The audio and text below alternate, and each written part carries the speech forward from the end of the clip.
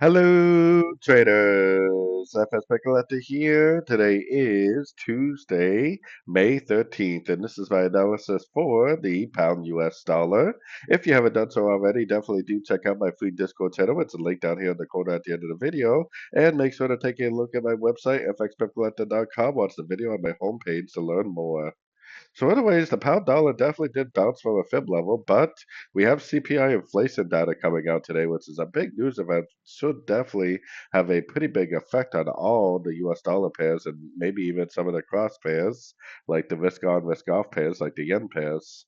But anyways, the most ideal thing for me would definitely be to see one more push down, either prior to the news or at the news, and then for it to continue to hold the 38%, make a bounce, make a break a structure, because I still think there's a very good likelihood that the impulsive move actually ends right here, and that this is potentially already an A, this is already a B, and we're already going down for like a C. Or maybe it's like a WXY because you could definitely say it's more of like a 333 pattern.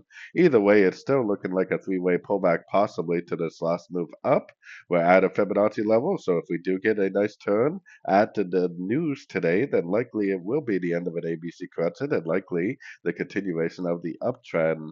So bringing it down to the 1 hour time frame, like I said, the most ideal thing would be for this to actually go down again, maybe take out these highs, go down, continue to respect this fib level, and then turn back up and give us a nice break of structure. If we see that picture right there, that is definitely the evidence I would be looking for a nice end of a correction and continuation of the uptrend.